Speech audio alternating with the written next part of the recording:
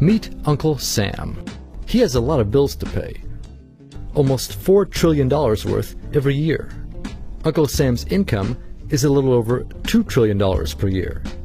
To make up the difference, the deficit, he does what most Americans do. He borrows money. When Uncle Sam takes out a loan, he calls it a bond. Bonds can be held by banks, investors, or even foreign governments. Uncle Sam has to promise to pay interest on these bonds, just as you do on any loan you take out. Ever think about paying your mortgage with your credit card? That's exactly what Uncle Sam does. He takes out new loans, new bonds, so that he can make payments on the old ones. All those loans, and especially all that interest, adds up. Right now, Uncle Sam owes about $14 trillion. To put that in perspective, $14 trillion is about the same as the national GDP, the total value of all the goods and services produced by the American economy in an entire year. It's such a huge amount of money that Uncle Sam is starting to run out of people to borrow from, and he's having trouble just paying the interest on his loans. The obvious solution would be to either cut spending or increase taxes. But if he cuts spending, the people that he's spending money on would complain that they don't have money to spend, and that he was hurting the economy. If he tried to raise taxes enough to close this gap, not only would people definitely have less money to spend, he'd probably have riots on his hands. So Uncle Sam chooses the easy way to make money. Just make it. He calls up the Federal Reserve, which is our central bank, and, like magic, dollars are created and deposited in banks all around America. The problem is that the more of something there is, the less it's worth. Same goes for the US dollar.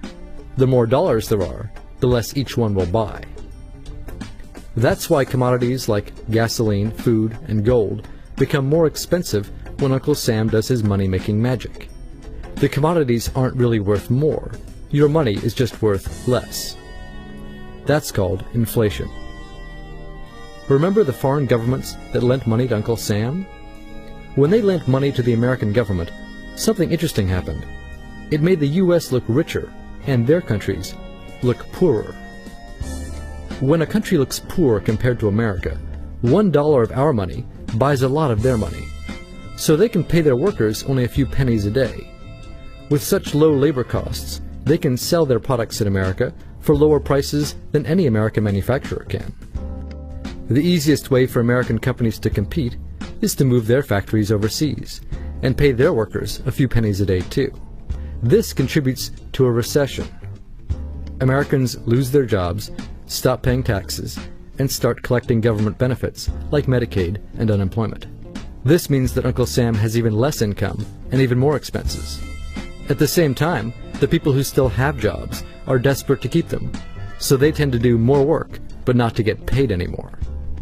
When your dollars are worth less and you're not earning more of them, that's called stagflation. And this is why Uncle Sam is in a catch-22. He can't raise taxes or cut spending without making the recession worse. And he can't have the Federal Reserve create more money without making inflation worse.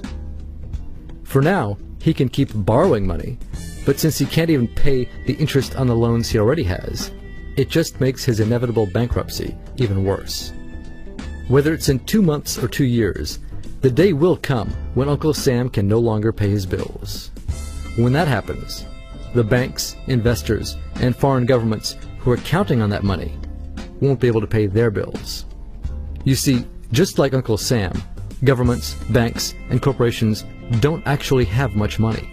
Mostly, all they have is debt to each other. If one link in the debt chain stops paying, defaults, the whole thing falls apart.